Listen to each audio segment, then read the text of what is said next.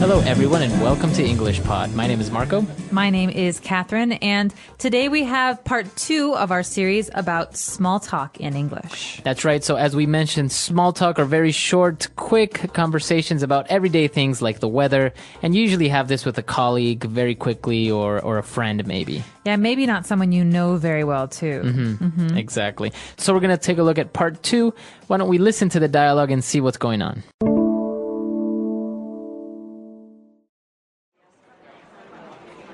So, Michelle, let me introduce you to Maria. She's my colleague from Brazil. Maria, this is Michelle. Hi, Michelle. So what do you do here in Shanghai? I mean, what work do you do?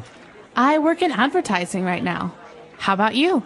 I'm actually in the wine business. Oh, that sounds really great. I love wine myself. Is this your first time to Shanghai, Maria? No, actually, I often visit. I usually come to China for business at least once a year. Also, I love the restaurants in Shanghai, so that's a good reason to come. Me too. Actually, there's a great Brazilian restaurant I recommend. I mean, the food is delicious, but the service isn't so good. I often like to get together with friends and have a great barbecue there. We should go there together sometime. Wonderful idea. I'd love that.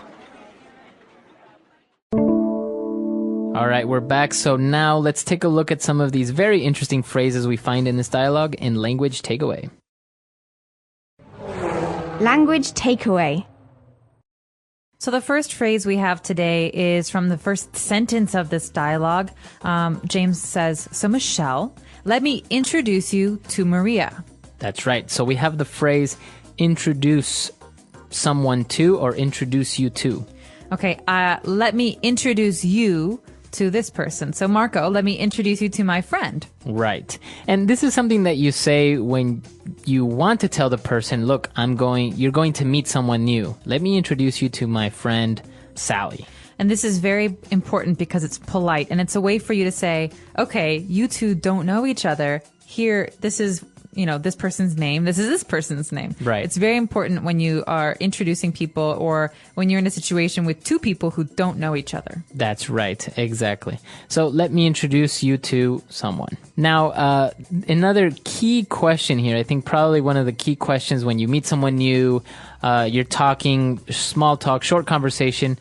What do you do here? Or what do you do? What do you do? So this might sound like a very strange question. What do you do? Do you watch TV? Do Right. you like to eat food? No, but this means what job do you do? Right. What type of work do you do? Okay, so Marco, what do you do? I host an English podcast. All right, me too. So this is the question. Now, don't get confused and remember that this is the typical way of asking someone what is their job. If you say, what is your job or What is your occupation? what is your occupation? It's too formal and it's kind of awkward. I don't think anyone has ever asked me, what is your occupation? No, I rarely say that. I almost always say, what do you do? Or maybe, what type of work do you do? Or, what business are you in? Exactly. So this is our next phrase, actually. Right. If someone asks you, what business are you in or what industry are you in? You would say, like in this case, Maria, she is in the wine business. Okay, I'm in the wine business. That means that my job has to do with selling or buying wine. So if we replace the noun wine with something else, for example, clothing. I'm in the clothing business, or I'm in the cheese business. Exactly. You can basically change it with anything. With any product. I guess if you sell computers, I'm in the computer business. Or if you have anything to do with computers, you can say I'm in the computer business. All right, so that's great. I'm in the business. Exactly. All right. So now we know what the person does. We continue asking questions. We're interested. We want to keep the conversation going a little while longer. We say, oh, wow, that's really great. I love wine myself. Then we ask, is this your first time to Shanghai? Okay, so is this your first time to Shanghai or in Shanghai? This means, is this your first time to visit Shanghai? That's right. Now, the preposition here is always confusing for an ESL learner because sometimes do you say, is this your first time in Shanghai? Is this your first time on Shanghai? Now we're saying to Shanghai. So in this case, or in this type of question, both are correct. Is this your first time in Shanghai? Is this your first time to Shanghai? All right. So I could also say, if we were in Chicago, hey, Marco, is this your first time in Chicago? But I have to ask if we are in that city. I can't say, okay, I'm in Chicago today, but Marco, is this your first time in New York? Because we're not in New York right now. Exactly. That could be confusing. So remember, when you ask this question, you're asking about where you are today, right now. Exactly. Very good. So on that note, let's take a break. Let's listen to the dialogue again, and we'll be back with some more phrases.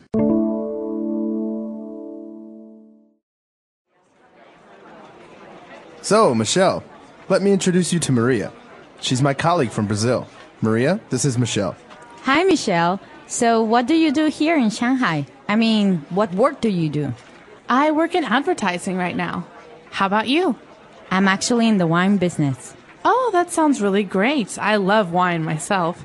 Is this your first time to Shanghai, Maria? No, actually, I often visit. I usually come to China for business at least once a year. Also, I love the restaurants in Shanghai, so that's a good reason to come. Me too. Actually, there's a great Brazilian restaurant I recommend. I mean, the food is delicious, but the service isn't so good. I often like to get together with friends and have a great barbecue there. We should go there together sometime. Wonderful idea. I'd love that.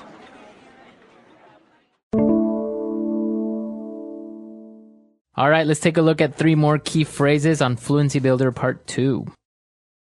Fluency Builder. So one phrase that we heard from this when things started to get a little bit more personal, Michelle said, I often like to get together with friends. So this phrase here is to get together with friends. So to get together means to be united or go with friends somewhere. That's right. So we could also use the phrase to hang out. This means you're not doing anything in particular. You're not cooking or swimming or, going shopping, but it just means you're together with your friends. You could be doing anything. Right, exactly. So even if you want to ask your friend or colleague, hey, do you want to get together after work and have a couple of drinks? All right, that means would you like to hang out or would you like to go somewhere for a drink? It's very informal and it's not romantic. Right. It's just with friends. Exactly. So if you ask someone to get together sometime, it doesn't mean let's go out on a date. It just means, let's hang out. Let's hang out. Let's be friends. Okay. Now, so they were talking about a Brazilian restaurant and James said, hey, we should go there sometime. Okay, we should go there together sometime is even more personal. This is a really common phrase and one that you guys should remember as a phrase, okay? We should go there sometime. That means that I would like to make plans with you to go to this restaurant. Right, exactly. Now, if you notice the word sometime is separated. You have some and then apart, the other word is time. So it's very different from sometimes. Don't confuse it. What we're saying here is when you have time, when I have time, we should go there. It's almost like saying one time or in the future. Sometimes it's different. It's like, I brush my teeth sometimes. That means exactly. that not very often. No, that's not true. But I would like to go there sometime means, it's a little bit vague. I don't say when, but I would like to in the future. Exactly. And Michelle agrees. She says, wow, it's a wonderful idea. I'd love that. Okay, this is another great phrase. Remember this as a phrase. Would you like to go see a movie? I'd love that. I'd love that. So I'd love that. I'd love to. These are ways of saying, I like the idea. Let's do it. Exactly. So it's usually in response to an invitation or suggestion. Or suggestion. Yeah. Very good. All right. So let's take a look at our dialogue again and review everything. And we'll be back in a bit.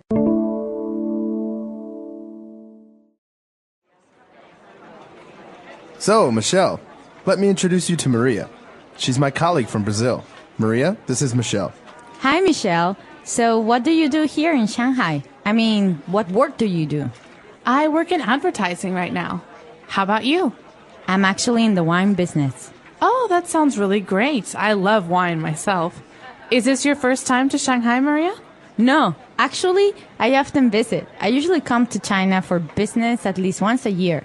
Also, I love the restaurants in Shanghai, so that's a good reason to come. Me too. Actually, there's a great Brazilian restaurant I recommend. I mean, the food is delicious, but the service isn't so good. I often like to get together with friends and have a great barbecue there. We should go there together sometime. Wonderful idea. I'd love that.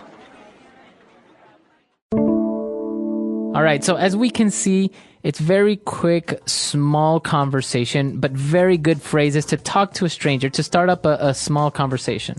I think these are great too, Marco, because if you're learning English and you want to practice your speaking skills, you're not going to have many people to talk about deep things with. So it's great to use with strangers or with people in your office. That's right. And these are common, typical questions, and they're also appropriate to ask someone. So obviously, if you meet someone new, you're not going to ask them how much money they make, because that's kind of inappropriate in Western culture.